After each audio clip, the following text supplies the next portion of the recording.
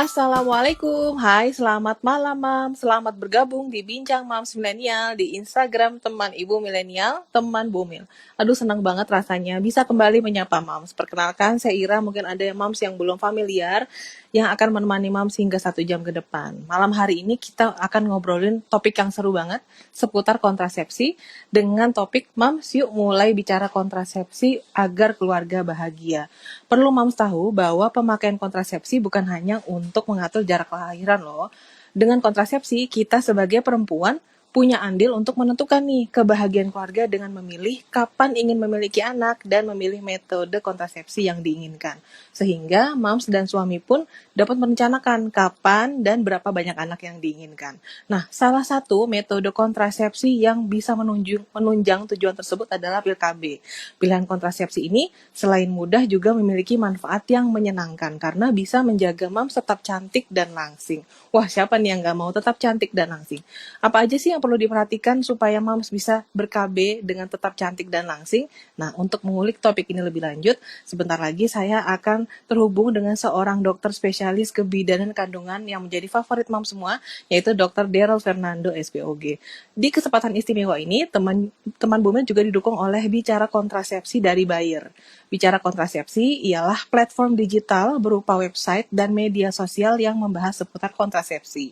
Bicara Kontrasepsi dikhususkan bagi perempuan Indonesia supaya bisa mendapatkan edukasi mengenai kontrasepsi. Nah, jadi jangan lupa ya, langsung aja kunjungi websitenya di www.bicarakontrasepsi.com dan follow juga media sosialnya @bicarakontrasepsi.id.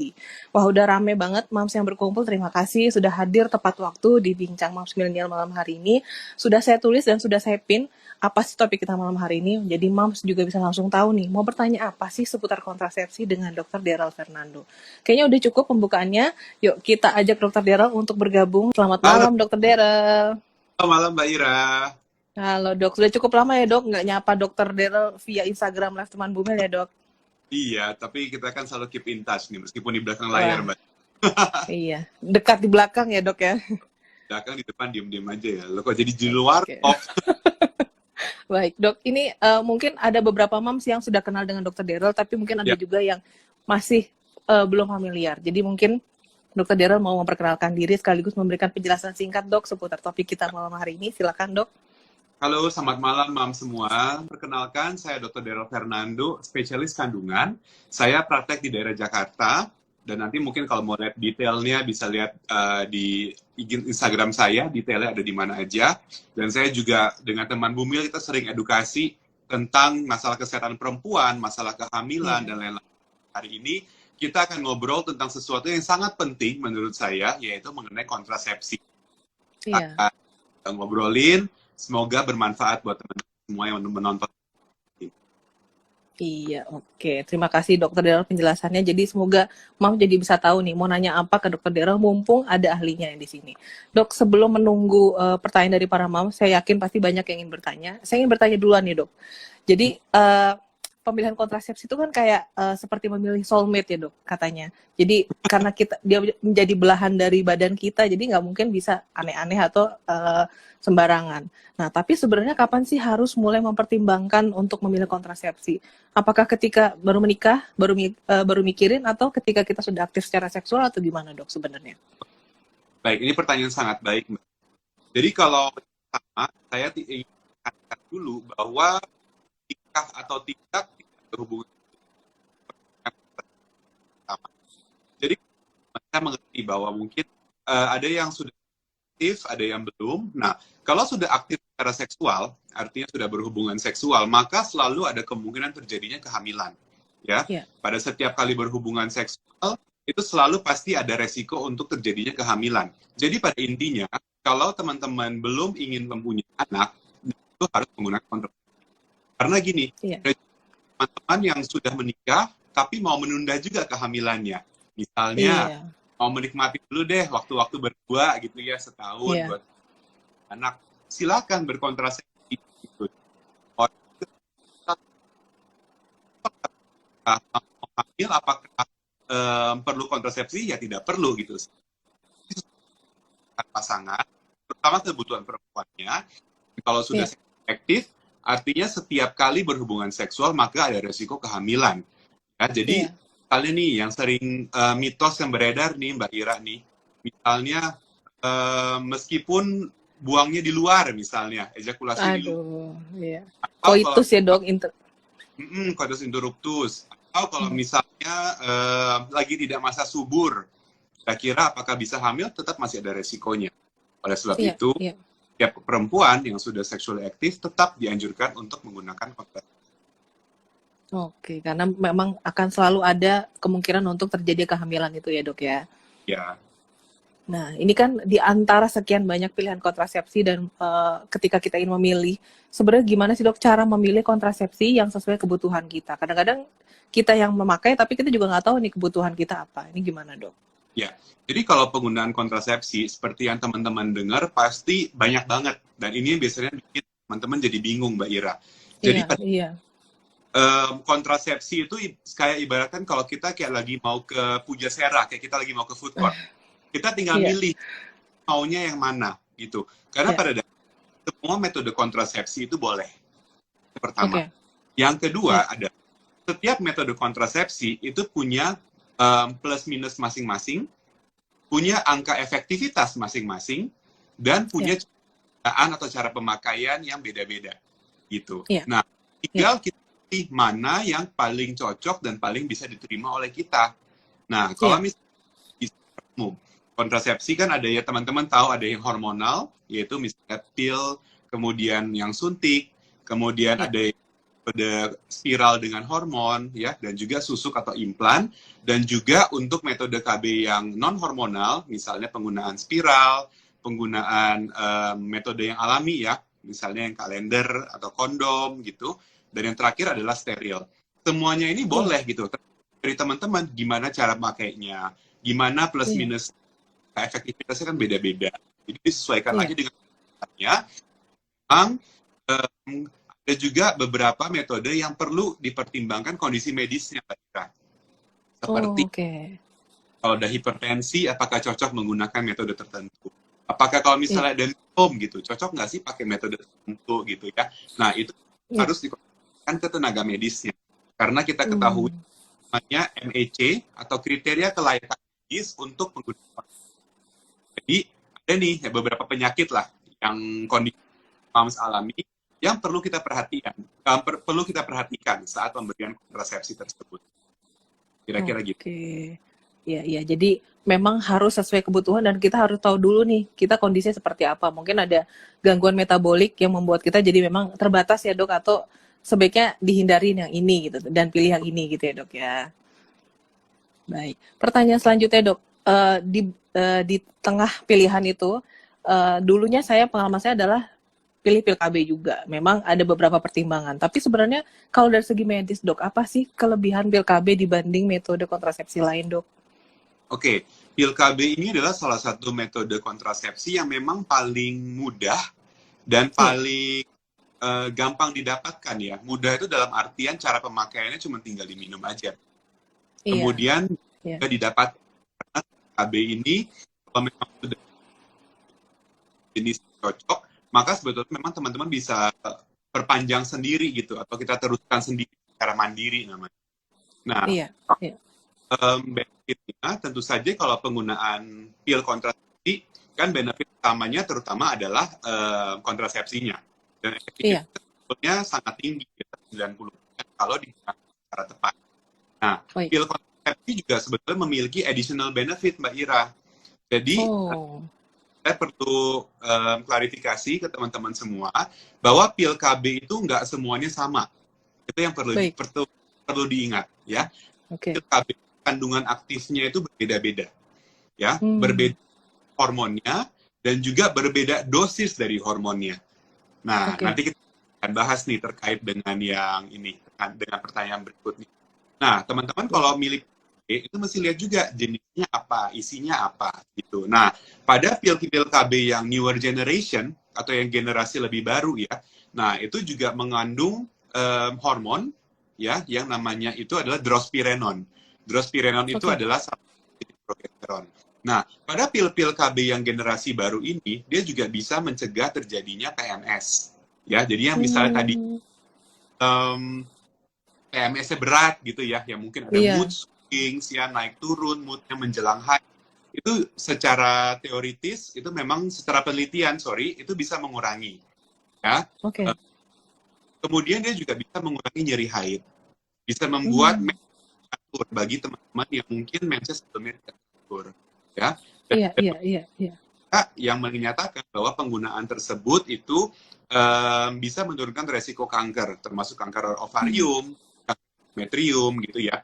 Tetapi tentu iya, saja kembali lagi, tetap dikonsultasikan dulu dengan tenaga medisnya. Kenapa? Karena penggunaan pil kontrasepsi juga masih ada tadi kriteria kelayakannya gitu. iya, Ya, iya, saya iya, contohkan ya cocok menggunakan pil kontrasepsi seperti apa. Misalnya iya, teman-teman yang mengalami hipertensi, ya, yang tensinya 100 di atas 160 per 110 dan tidak terkontrol, itu sebaiknya iya, jangan dulu pakai KB. Atau yang mungkin oke. heavy smoker, ya perokok berat, ya itu juga tidak dianjurkan. Jadi kayak gitu-gitu yang perlu kita juga diskusikan gitu. Iya, iya, iya, benar-benar. Jadi memang selain kita baca-baca sana sini, review teman-teman juga, tapi juga kita tahu kenali dulu diri kita dan sebaiknya memang konsultasikan diri ke dokter dulu ya dok. Jadi memang pemilihannya aman dan tepat buat kita ya dok ya. Nah ini kan tadi sudah sedikit ada bocoran dari dokter Dera kalau yang mengandung drospirenol itu, yang sintetik dari progestin ya dok, kalau salah silakan dikoreksi dok, itu bisa mendatangkan berbagai keuntungan. Nah ini apakah juga salah satu pil KB yang membuat atau mendatangkan keuntungan dok? Karena kan saya dengarnya itu kalau minum pil KB pasti gemuk, pasti jerawatan. Nah ini ada kabarnya pil KB yang malah sebaliknya, nggak bikin gemuk, nggak bikin jerawatan, malah bikin cakep dok. Wah ini apakah too good to be true atau beneran ada dok? Ya, jadi sebetulnya ada. Memang tadi saya katakan bahwa pil KB itu tadi mereknya beda-beda. Karena pil KB Iya, juga sudah beredar mungkin dari 20 tahun, 20 tahun. Nah, itu kandungan hormonnya berbeda, dosis hormonnya berbeda ya. Dibandingkan dengan mengandung. Nah, di pil KB yang kita ini tidak menyebabkan gemuk, tidak menyebabkan iya. perawatan, malah bisa digunakan untuk mengurangi justru jerawatannya memang karena pengaruh hormon itu. Oh, oke, oke, oke, oke. Benefitnya ya selain kontrasepsi. Selain kontrasepsi. Oke, jadi memang ada benefit untuk penampilan nih, karena kan pastinya pengen dapat benefit lebih ya dok dari apa yang biasa kita konsumsi. Dan ini benefit yang menggiurkan banget untuk para perempuan nih dok sebenarnya. Nah, tapi seperti yang dokter tadi bilang, jangan lupa nih ikuti petunjuk pemakaiannya. Nah, ini gimana dok? Kalau cara minum pil KB apakah sama semua? Karena saya lihat ada yang berapa pil, ada yang berapa pil. Nah, ini cara minumnya bagaimana dok sebenarnya? Oke. Jadi kalau yang pil KB yang mengandung drospirenone ya, itu ada yang 21 pil, ada Iya, yang 24 pil. Nah, yang oke. 21 saya jelaskan dulu secara umum. Pil KB itu diminum setiap hari Iya, pada jam yang sama sebaiknya. Ya, jadi waktunya mesti konsisten. Misalnya malam ya iya, malam, gitu ya, pagi ya pagi terus. iya, Yang pertama itu. Kemudian biasanya dalam strip pil KB itu kan dapetnya kayak blister gitu ya. Nah, iya. itu dia udah tinggal diurut aja tuh Mbak Ira cara minumnya. Iya, Karena Senin, Selasa, Rabu tinggal urut aja gitu. Dan iya, memang iya, tidak bolong. Karena kalau bolong-bolong maka efektivitasnya menjadi berkurang. Artinya iya, iya. cukup hamil. Ya. Nah, Hmm, untuk pil KB tersebut tadi ada yang 21 pil yang iya, drospirenone. Ya sorry, pil KB yang mengandung drospirenone ada sediaan yang 21 pil. Artinya kalau minum 21 pil, nanti teman-teman setelah minum 3 minggu, nanti selama seminggu jeda dulu istirahat iya, gitu iya. ya. Jadi apa namanya seminggu istirahat tersebut untuk memberikan jeda waktu untuk haidnya. Gitu. Oke. Jadi nanti setelah 7 hari baru mulai lagi dengan strip yang baru yang 21. Nanti kalau udah selesai Oh, break lagi 7 hari. Dan juga oke, 24 4. Jadi oke. 24 pil aktifnya, 4 yang pil kosongnya. Jadi habis itu Placebonya ya, Dok ya? nah, jadi nanti tinggal Iya, khawatir bagaimana cara minum. Karena kalau misalnya beli pil KB pasti ada urutannya tuh. iya. Tentang Ada stiker harinya ya, Dok ya? Kapan kita pertama kali mulai ya? Tuh, masalahnya tuh Iya. kadang lupa, gitu di. Iya, iya, iya. Walaupun udah dibikin reminder, tetap aja suka lupa karena ya memang butuh kedisiplinan dan memang harus terbiasa dulu, adaptasi dulu gitu ya dok ya. Ya, Baik, ini selanjutnya pengen nanya juga sih dok, pasti kan ada kemungkinan dari efek samping. Sebenarnya apa aja sih dok efek samping umum yang mungkin terjadi jika kita menggunakan pil KB? Dan apakah yang harus dilakukan kalau itu terjadi dok? oke. Kalau kita berbicara efek samping, sebetulnya biasanya terkait dengan pil KB itu sangat minimal ya Mbak Ira ya. Karena Iya, memang ya, di market itu lebih bebas, ya. Jadi teman-teman sendiri, jadi biasanya memang efek sampingnya adalah lebih rendah. Nah, efek samping itu ya, betul ketika teman-teman yang tidak layak menggunakan pil KB, menggunakan pil KB.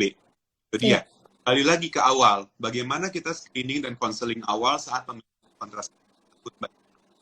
Itu. iya, Jadi efek sampingnya mungkin yang berbahaya, misalnya pengentalan darah, ya, serangan jantung, ya. Nah, ini semua terkait dengan apa nih? Penyumbatan pembuluh darah.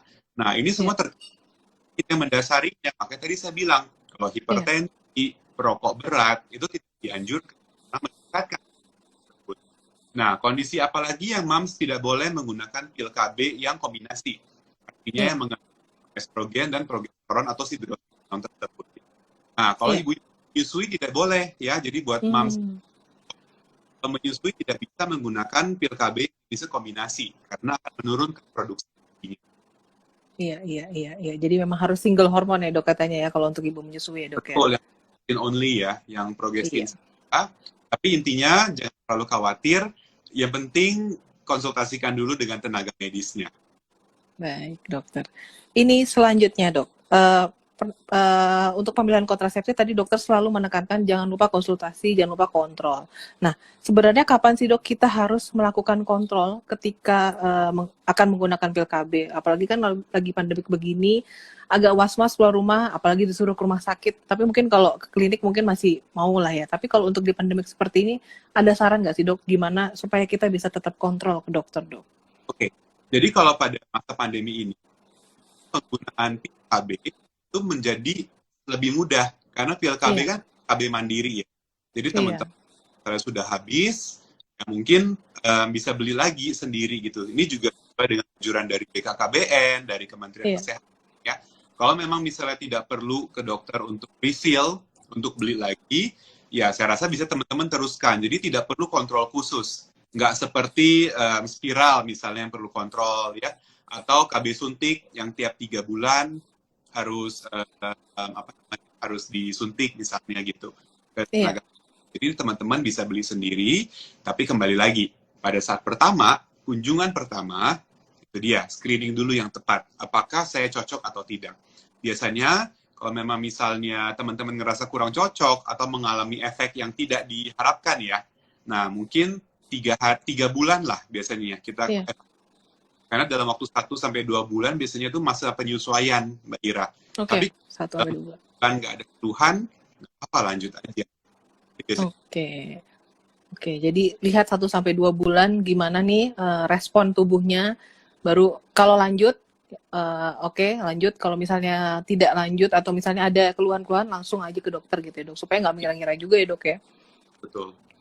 Baik dok, ini mungkin jadi pertanyaan terakhir saya dok, karena kayaknya udah cukup banyak mams yang bertanya, semoga waktu kita juga bisa cukup nih. Pertanyaan yang akan saya ajukan terakhir nih dok, sebelum kita masuk ke pertanyaan dari mams adalah, Ya. apa sih dok hubungannya, kan kita baru aja nih, baru ngerayain International Women's Day, belum lama, memang tidak bertepatan tapi belum lama. Nah ini ada hubungannya nggak sih dok, apa hubungannya antara pemilihan kontrasepsi dengan peningkatan kualitas hidup perempuan? Karena kan International Women's Day kan temanya Ya. empowerment atau Ya. girls support girls dan lain-lain. Ada nggak sih hubungannya dok dengan pemilihan kontrasepsi? Tentu saja ada, Mbak Ira. Ya, Jadi kalau pemilihan kontrasepsi ini merupakan salah satu bentuk dari female empowerment ya menurut saya ya. Karena iya, setiap perempuan berhak untuk menentukan kesehatan reproduksinya masing-masing. Termasuk iya. dia kalau memang belum ingin hamil atau masih mau menunda kehamilan, maka ya harus gunakan kontrasepsi gitu. Kalau sekarang kan Iya, self love, self care, kontrasepsi juga kan salah satunya gitu. Ya, iya, jadi iya, apa namanya, kalau memang misalnya mau menunda dan belum mau berkeluarga, maka gunakanlah kontrasepsi gitu. Karena ya tadi itu, kalau misalnya mau berkeluarga nggak apa-apa gitu, tapi yang penting Iya, direncanakan iya, mau berkeluarga atau direncanakan belum mau berkeluarga, atau iya, misalnya udah punya satu anak, direncanakan kapan nanti mau hamil lagi gitu. Jadi biar nggak tahu-tahu kebobolan misalnya, yang iya, satu iya. kecil tahu-tahu udah hamil lagi gitu. Nah itu yang semuanya memang harus dipertimbangkan. Iya, iya. Jadi kalau misalnya saya rangkum ya dok, kaitan Hmm. antara bicara kontrasepsi ini dengan International Women's Day itu istilahnya adalah kita perempuan punya kendali atas tubuh kita sendiri ya dok ya. Jadi mau Ya, bagaimana, kita lah yang mengendalikan. Karena pilihannya juga mudah dan banyak ya dok ya. Baik, ini sudah cukup banyak pertanyaan dari para moms yang masuk. Mungkin saya sudah harus mulai nih dok, membacakan satu-satu. Nah ya. tapi agak istimewa dari biasanya, kali ini Mams akan langsung bertanya pada Dokter Daryl. Jadi nanti kita akan live bertiga.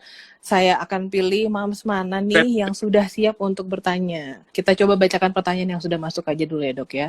Pertanyaan yang akan saya bacakan yaitu dari Mams Dian. Dan ini juga banyak yang cukup bertanya tadi serupa dengan ini dok. Apa sih dok yang dimaksud dengan KB alami dan apakah efektif? Nah, gimana dok? Ya, kalau KB alami itu adalah salah satu, berarti metode KB yang tidak menggunakan obat-obatan, tidak menggunakan hormon, atau menggunakan metode ya yang modern lah ya. Jadi KB alami itu mencakup apa? Metode kalender, Iya, ya, artinya menghitung masa subur. Kemudian iya, pengukuran suhu tubuh atau metode suhu tubuh basal, karena dia juga iya. akan kira-kira memprediksi masa suburnya. Ada juga Iya. coitus interruptus atau yang artinya buang di luar, Mbak Ira. Nah, Baik. metode alami ini tidak bisa teman-teman andalkan sebagai metode kontrasepsi yang efektif. Ya, Baik. nggak boleh mengandalkan KB alami karena angka kegagalannya tinggi.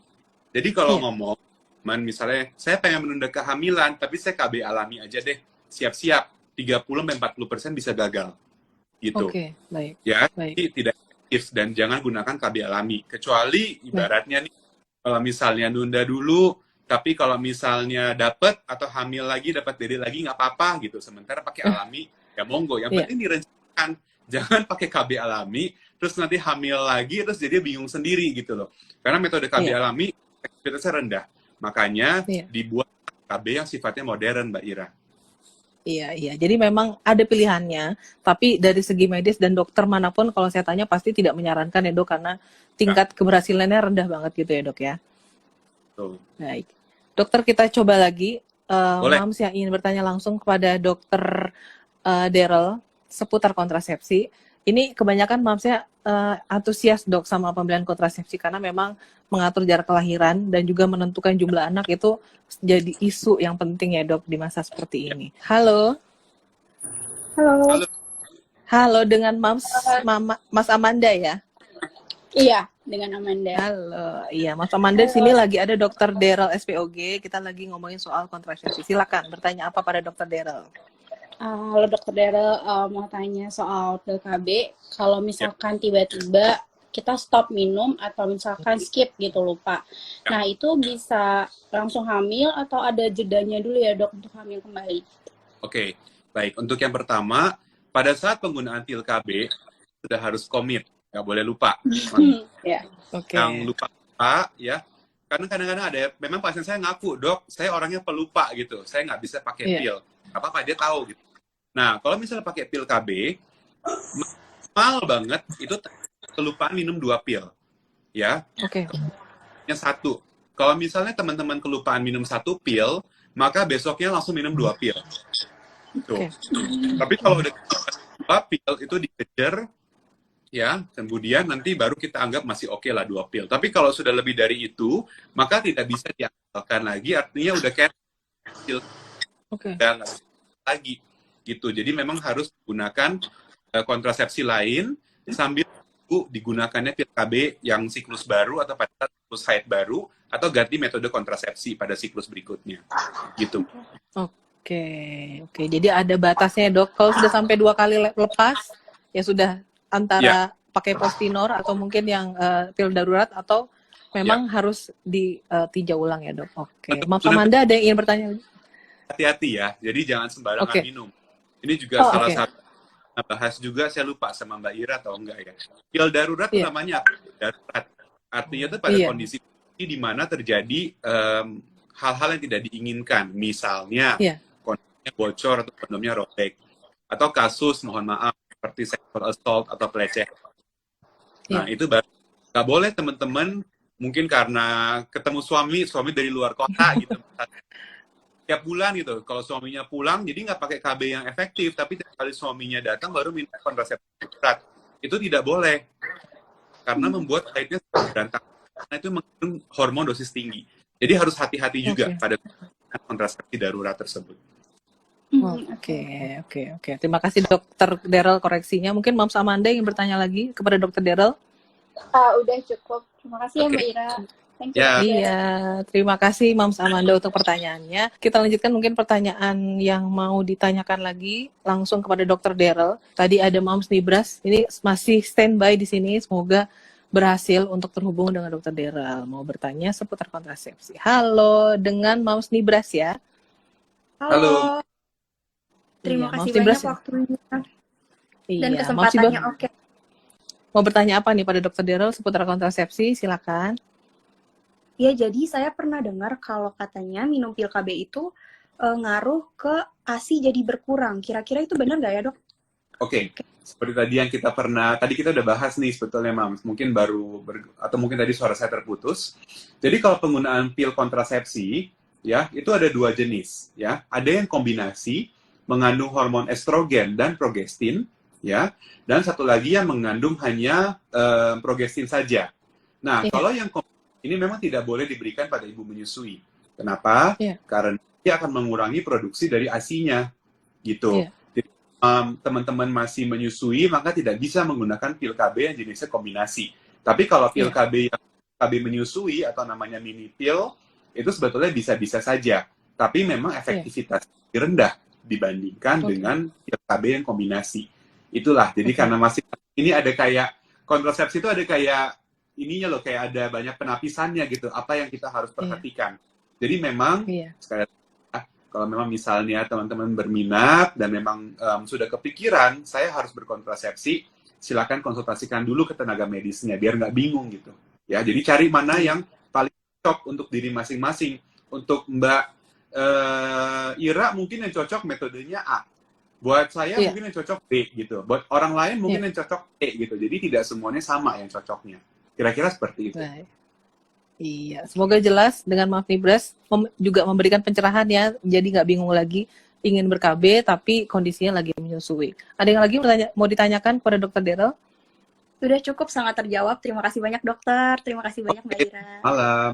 Baik, terima kasih. Kita akan berlanjut ke pertanyaan dari Mams. Ini ada 3 dok yang kita berikan kesempatan untuk langsung bertanya pada Dokter Daryl. Saya lihat lagi siapa nih yang sudah standby dan berani untuk langsung bertanya pada Dokter Daryl. Nah, sambil menunggu, saya bacakan pertanyaan yang sudah masuk, Dok, dari Mams Ria Medina. Dok, benar nggak sih kalau pencabutan KB IUD 5 tahun itu akan menyatu dengan tanah? Itu dengan daging, maaf. Sudah menyatu dengan daging, maaf.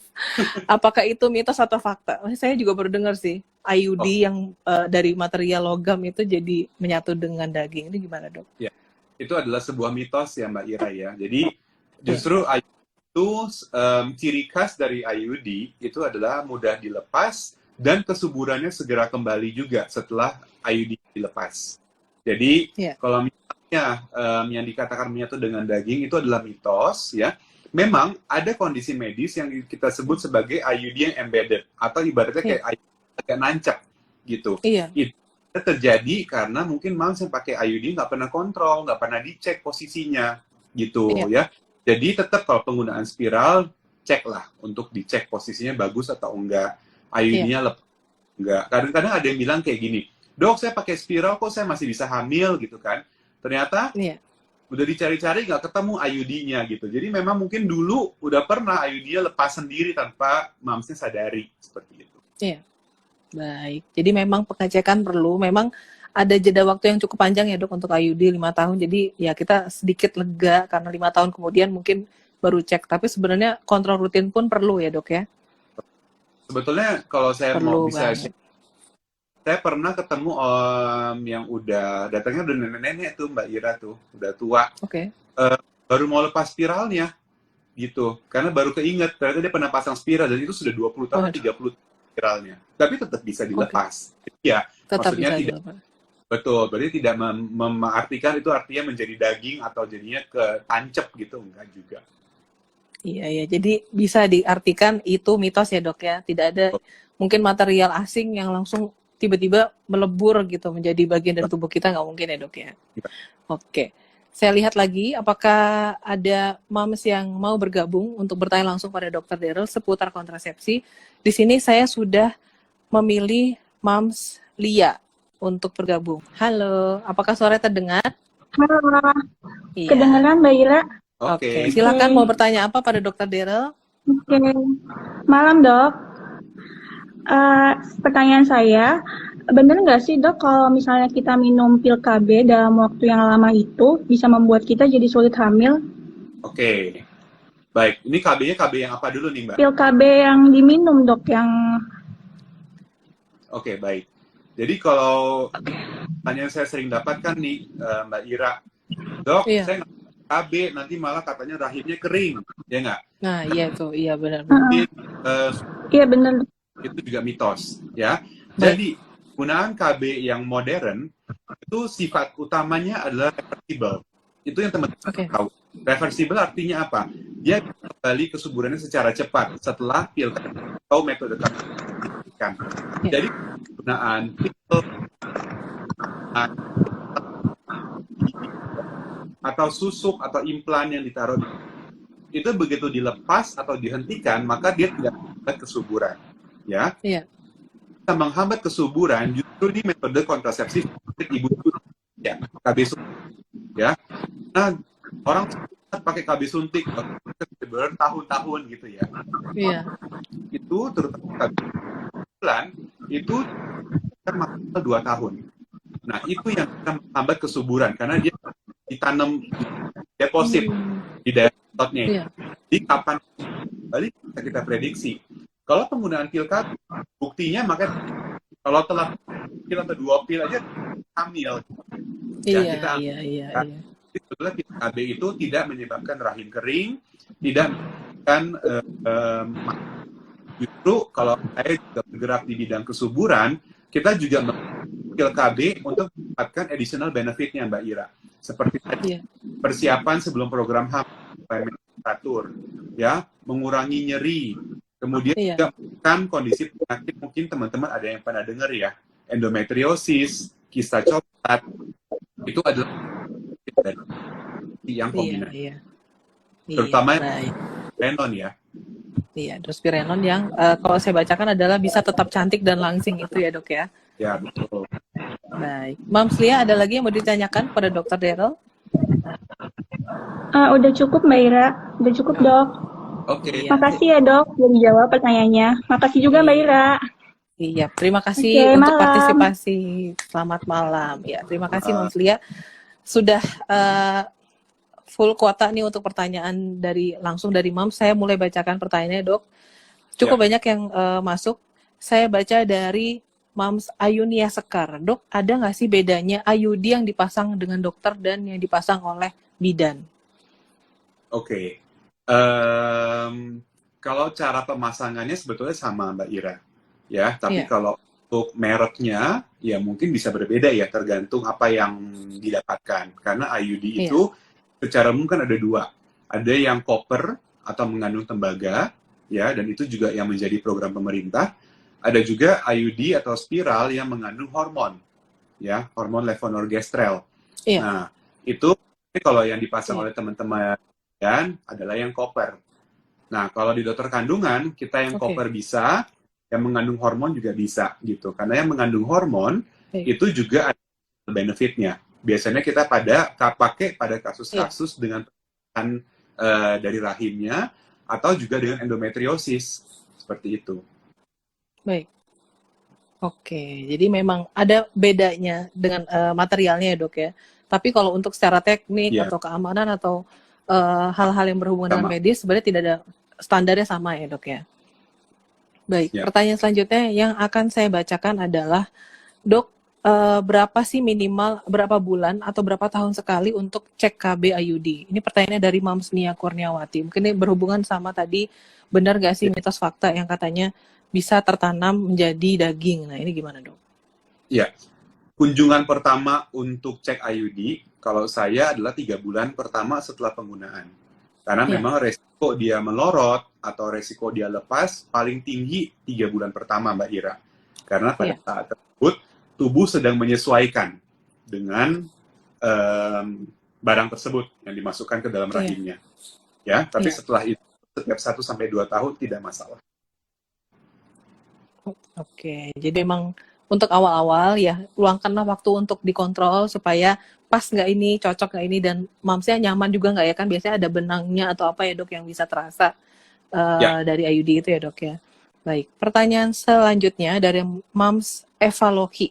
Dok, saya pakai suntik KB 1 bulan, tapi saat ini belum haid. Apakah itu efek samping dari KB-nya? oke. Kalau suntik KB 1 bulan seharusnya haidnya masih teratur ya, biasanya. Iya. Kalau memang misalnya belum haid, coba diperiksa dulu apakah memang ada kondisi lain yang menyebabkan belum haid. Atau sementara coba di stop dulu. Suntikan KB-nya, Baik. dipantau dulu 1-2 minggu apakah terjadi haidnya kembali. Kira-kira seperti itu. Oke. Baik, dokter. Pertanyaan selanjutnya, saya akan bacakan dari Mams Purwanti. Dok, ada beberapa yang pakai IUD katanya sakit nih ke pasangannya saat berhubungan. Itu sebabnya apa ya dok? Wah, ini kesentil nih, karena tadi saya sempat bilang ada benang IUD-nya ya nih yang bisa kerasa. Ini Iya. benar atau enggak sih dok sebenarnya? Sebetulnya benang IUD itu, memang kalau spiral itu, kenapa dia ada benangnya? Ya, karena itu untuk mempermudah kontrol dan mempermudah pelepasannya, Mbak Ira. Iya. Tapi benang itu Iya. sebetulnya sangat halus, ya. Cuman memang pada beberapa pasangan mungkin kelaminnya lebih sensitif ya atau berasa, kadang-kadang benangnya tuh berasa kayak gesek-gesek dengan alat Iya. kelamin dari suami gitu. Ya paling kalau memang terjadi demikian ya kita bisa gunting benangnya Mbak Ira, nggak masalah. Iya. Tapi Iya. artinya pada lepas mungkin agak lebih sulit ya, dan untuk kontrolnya harus dipantau dengan USG tentunya karena kita nggak bisa lihat lagi benangnya. Iya, iya. Baik, dokter. Pertanyaan selanjutnya, wah ini udah cukup banyak, saya jadi bingung. Semoga pertanyaan bisa mewakili pertanyaan Mams, jadi penjelasan dokter Daryl juga bisa mencakup semua keraguan atau mungkin kegalauan Mams untuk memilih kontrasepsi. Pertanyaan selanjutnya dari Mams Aufal. Dok, gimana sih cara penanganannya jika ada endometriosis akibat pemakaian IUD? Apakah benar bisa terjadi seperti ini, dok? Tidak ada hubungannya antara endometriosis dengan pemakaian IUD. Ya, Oke. jadi itu adalah hal yang terpisah. Kebetulan mungkin berbarengan, ya, Mams Iya. pakai IUD jadi endometriosis, tapi bukan karena IUD jadi endometriosis gitu loh. Jadi itu Iya. adalah dua Iya. kondisi kita. Nah, tergantung lagi karena kalau kita berbicara endometriosis, beda lagi nih topiknya nih Mbak Ira, beda lagi, Iya. beda jauh Iya. gitu dengan topik yang kita bicarakan. Tetapi Iya. salah Iya. satu terapi untuk endometriosis adalah pil KB, ya, terutama Iya. pil KB yang versi lebih baru yang mengandung hormon drospirenol tersebut. Itu juga biasa kita Oke. gunakan untuk Iya. mengurangi nyeri akibat endometriosis. Oke, iya, iya. Jadi memang si zat drospirenol ini memang cukup banyak ya dok, memberikan keuntungan untuk para moms, baik dari segi medisnya maupun dari segi penampilannya ya dok ya. Selanjutnya, pertanyaan dari Mams Farida Ulfa. Dok, di usia saya yang ke-34 tahun, saya memutuskan untuk steril. Apakah ada efek samping untuk kedepannya, dok? Mestinya Mams sebelum melakukan steril dan nanya dulu apa efeknya gitu. Sebelum memilih sebuah metode kontrasepsi, pahami dulu plusnya, Iya. minusnya, karena tidak ada yang sempurna. Itu yang teman-teman Iya. perlu ingat, ya. Tidak Iya. ada yang sempurna, masing-masing ada positifnya, masing-masing ada negatifnya, gitu, ya. Iya. Dan Iya. perlu menjadi pertimbangan. Tetapi secara Iya. umum, kalau steril atau artinya kontrasepsi mantap, ya artinya itu bersifat irreversible, ya. Jadi kalau misalnya udah steril, harus pemahamannya itu nggak dibuka lagi gitu. Meskipun bisa pembedahan untuk membuka saluran yang sudah diikat, tetapi secara umum itu sangat sulit dan keberhasilannya mungkin tidak terlalu tinggi. Ya, jadi tidak ada efek samping khusus, artinya nggak bikin mandul, tetap mensnya akan teratur, ya. tidak mengurangi hormon dan lain-lain, nggak bikin hormon dalam tubuh berantakan, tetapi Iya, nggak bisa teman-teman minta dibuka lagi gitu. iya. Iya, iya, karena juga sesuai dengan namanya ya dok, sudah kontrasepsi mantap. Jadi mungkin sudah memutuskan inilah pilihan terakhir gitu ya dok ya. Betul, betul. Baik, pertanyaan selanjutnya dari Mams Ulfa. Dok, saya pakai IUD, menstruasinya sakit luar biasa. Dan setelah saya lepas menstruasi, jadi nggak sakit sama sekali. Gimana ya dok, apakah memang demikian? Ya, berarti itu salah satunya. Mungkin Mams tidak cocok dengan menggunakan IUD. Karena IUD Iya. memang menyebabkan, terutama dalam 3 bulan pertama, adalah nyeri atau kram haid yang lebih sakit, bisa juga jumlah darah haidnya lebih banyak. Dan beberapa Iya. orang tidak cocok karena tidak nyaman dengan rasa nyerinya atau terganggu dengan perdarahannya, maka habis itu dilepas. Ya nggak masalah, ganti Iya. metode KB gitu. Ya, pilihannya Iya, banyak kok. iya. Ada 10 Pilihannya jenis. banyak ya. Masa jadi Iya, gara-gara iya. viral jadi tidak menggunakan kontrasepsi gitu. Iya. Jadi pilih cocok. Memang hitunginnya coba-coba sih Mbak Ira. Makanya tadi Iya, saya bilang iya benar. ada yang cocok pakai IUD, ada yang cocoknya minum pil, ada yang cocoknya pakai implan, nggak berasa apa-apa gitu ya. Jadi ya Iya. silakan. Iya, benar-benar. Trial and error ya dok. Jadi memang harus berani mencoba supaya kita bisa tahu nih cocoknya di mana gitu ya dok ya. Oke, selanjutnya pertanyaan dari Mams Hudiana. Dok, kalau pil KB ada yang bilang bikin emosional dan berat badan naik drastis. Apakah benar dok? Nah ini kalau emosional apakah juga berpengaruh dengan itu dok? Kalau penggunaan pil KB yang generasi lama, memang bisa ada beberapa orang merasakan efek hormonalnya ya. Karena kalau kita berbicara pil KB, mungkin menjelang akhir dari sesi ini saya ulangi lagi buat teman-teman yang baru bergabung, pil KB itu juga banyak sekali jenisnya. Ya, Iya. bahan aktifnya, estrogen, progestinnya, itu jenisnya beda-beda, dosisnya beda-beda. Gitu.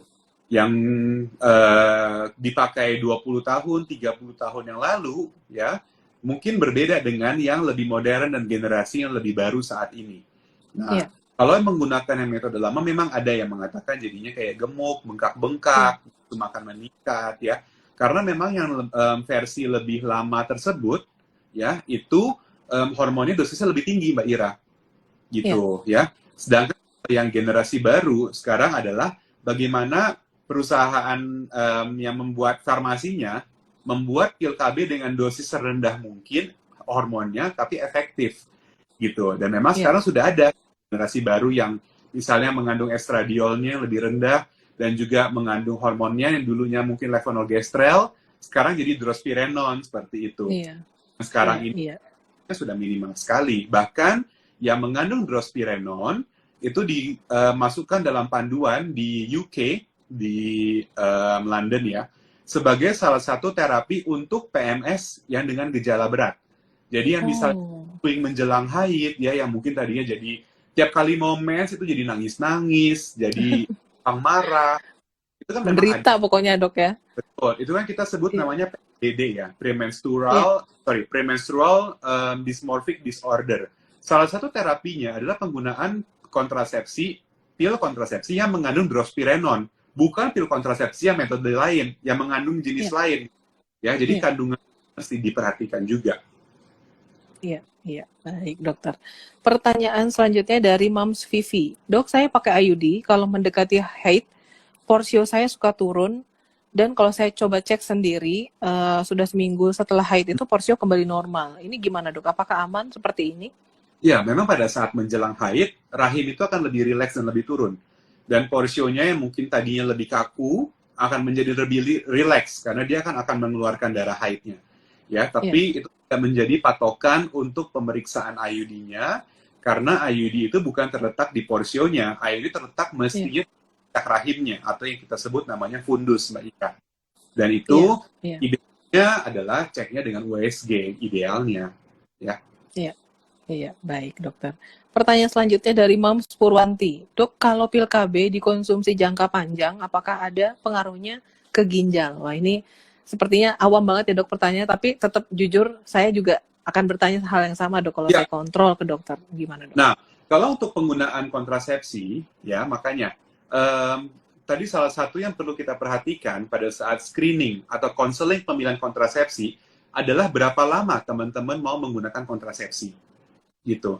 Jadi kalau mau menundanya berapa lama nih? Kalau memang misalnya mau nunda setahun, 2 tahun gitu ya, maka penggunaan pil, penggunaan semua jenis metode KB nggak apa-apa gitu. Iya, Tapi mau menundanya, dok, saya belum kepikiran, pokoknya 5 tahun ke depan saya belum kepikiran mau hamil, misalnya seperti itu. iya, Maka kita iya, gunakanlah KB, kontrasepsi lain yang mungkin teman-teman nggak perlu minum tiap hari selama 5 tahun gitu untuk meminimalisir efeknya.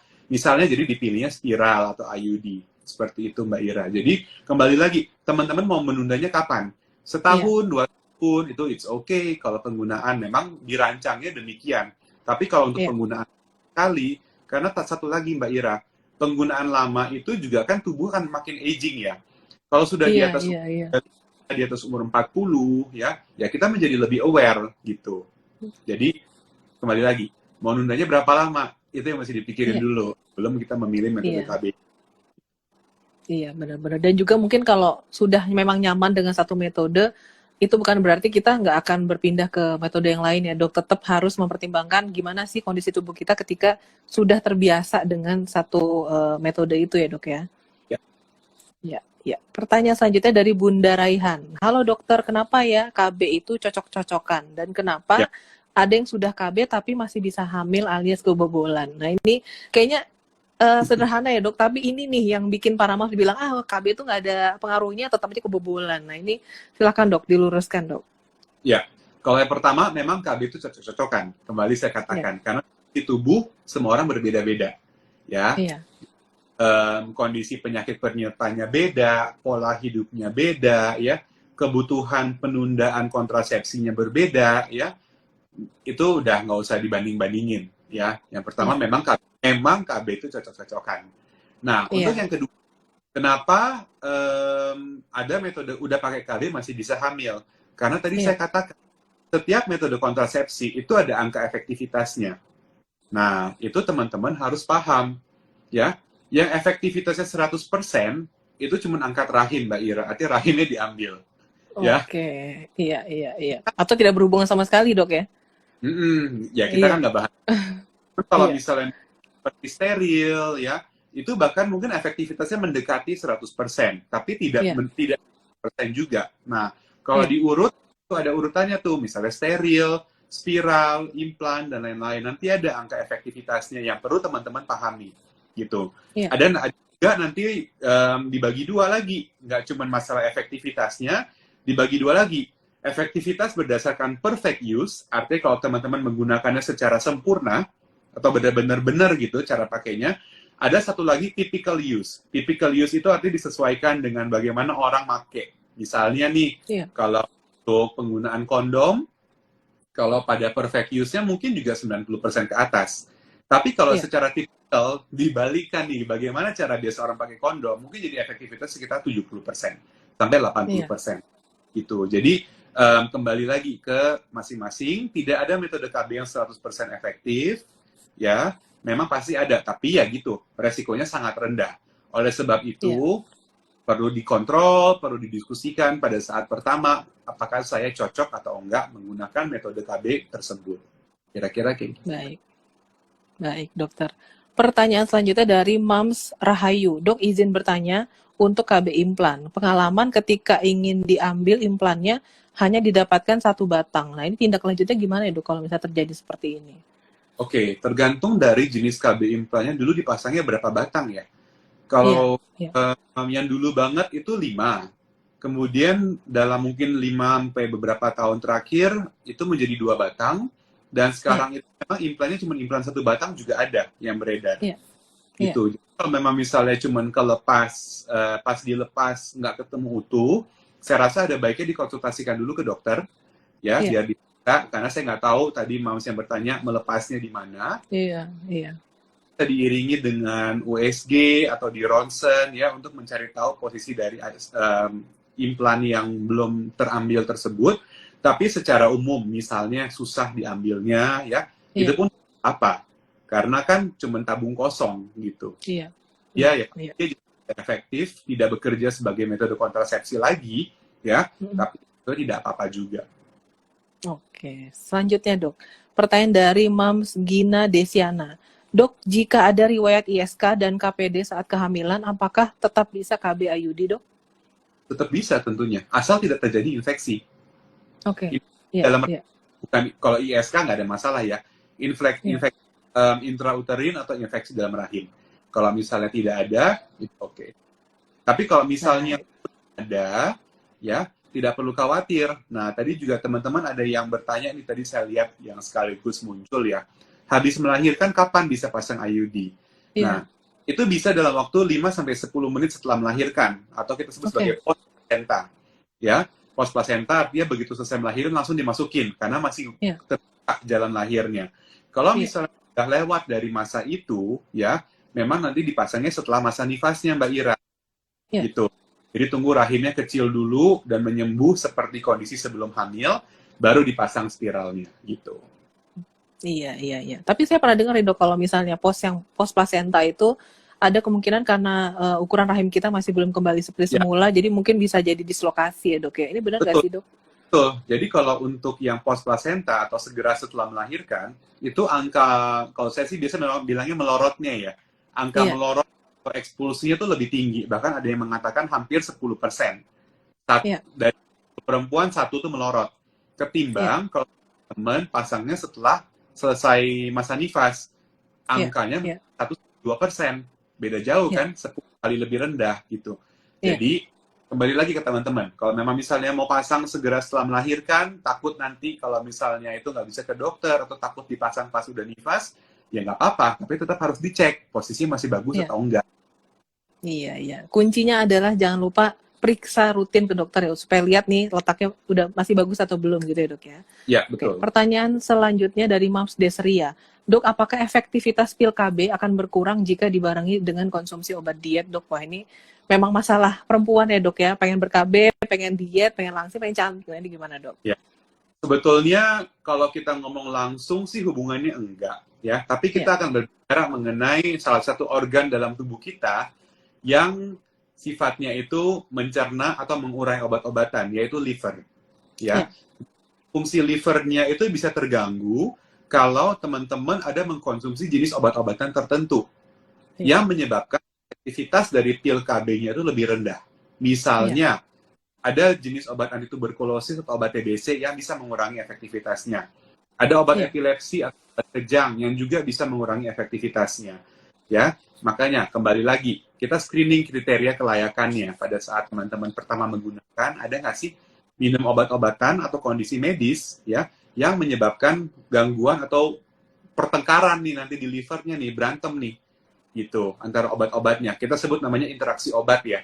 Nah, Iya, interaksi obat. obat diet sendiri ini adalah istilah sangat umum. Obat diet itu jenisnya banyak banget, mulai dari Iya. yang diresepkan dokter sampai yang teman-teman minum sendiri, yang kata orang bagus gitu, atau herbal. Saya nggak bisa Iya. jawab, ya. Saya Iya. nggak bisa Iya. jawab. Tergantung dari jenis obatnya juga, ya. Kalau memang misalnya ada kondisi seperti itu, ya konsultasiin dulu ke dokter atau ke bidannya. Tanya, saya lagi minum ini, boleh nggak saya berani Iya. saya dengan penggunaan pil? Tapi sekali lagi, konsumsi obat-obat diet, obat-obat kurus, obat-obat pemutih yang mungkin nggak gitu diyakini sumbernya dari mana, tuh hati-hati. Ya, jangan sampai Iya. livernya rusak, ginjalnya rusak. Ya, Baik, Dok. Ini saya ingin menyampaikan sedikit pesan dari bicara kontrasepsi dari Bayer yang malam hari ini mendukung Instagram Live Teman Bumil. Jadi, saya ingin mengingatkan pada Mams bahwa Mams perlu dan harus menentukan kebahagiaan keluarga Mams dengan memilih metode kontrasepsi yang tepat, sehingga Mams memiliki andil untuk menentukan kapan dan berapa banyak anak yang diinginkan. Tenang aja, saat ini sudah banyak banget pilihan metode kontrasepsi yang tersedia.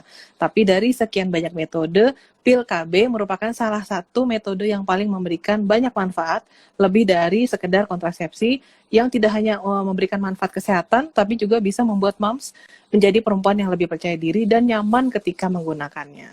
Dan ingat, pil KB nggak semuanya sama, seperti tadi yang Dr. Daryl bilang. Saat ini memang sudah ada nih pil KB modern yang memiliki kandungan drospirenone dengan manfaat tambahan dapat mencegah jerawat ringan hingga sedang dan mencegah retensi cairan sehingga berat badan tetap stabil. Jadi dengan kata lain, penggunaan pil KB modern yang mengandung drospirenone memiliki manfaat tambahan bagi moms yang ingin ber-KB cantik dan tetap langsing. Jangan lupa ya, konsultasikan pilihan pil KB apapun moms dengan dokter atau bidan kepercayaan, dan moms juga bisa mengunjungi www.bicarakontrasepsi.com supaya mendapatkan informasi lebih banyak seputar metode kontrasepsi. Bisa juga loh di-download informasinya untuk ber-KB cantik dan tetap langsing di link yang sudah saya pin di malam hari ini. Jadi moms langsung aja dicatat linknya, langsung diakses biar bisa mendownload informasi ber-KB cantik dan tetap langsing. Dok, pengen banget ngobrol lebih panjang tentang kontrasepsi karena memang benar banget penentuan kontrasepsi itu menentukan jangka panjang rumah tangga, Dok. Jadi pengen banyak pertanyaan tapi sayang banget waktu kita sudah habis. Mungkin dokter silakan menyampaikan dulu pesan penutup sebelum mengakhiri sesi kita malam hari ini, Dok. Kontrasepsi menjadi sangat penting untuk perencanaan hidup dan perencanaan keluarga. Ya. Iya. Kalau memang misalnya masih mau menunda kehamilan, maka teman-teman berkontrasepsi lah, ya. Jangan karena pasangannya tidak ingin, suaminya tidak ingin, ya. Jadinya malah teman-teman yang jadinya hamil terus, misalnya seperti itu. Iya. Ini Iya. yang kita omongin juga bentuk dari female empowerment, dari self-love, self-care, ya. Teman-teman harus mempunyai hak untuk menentukan, ya, kesehatan reproduksi masing-masing. Metode kontrasepsi banyak banget, ya. Silakan didiskusikan dulu dengan dokternya atau bidannya, metode mana yang paling cocok dengan teman-teman semua. Terutama untuk teman-teman yang memiliki penyakit medis lainnya, ya. Harus dicari irisannya mana yang ketemu, gitu. Jadi tidak metode kontrasepsi cocok untuk setiap orang, ya. Semuanya banyak, ya, termasuk salah satunya yang kita bicarakan malam ini, pil kontrasepsi yang mengandung drospirenone. Ya, banyak juga yang mengandung additional benefit-nya, Mbak Ira, selain efek kontrasepsi.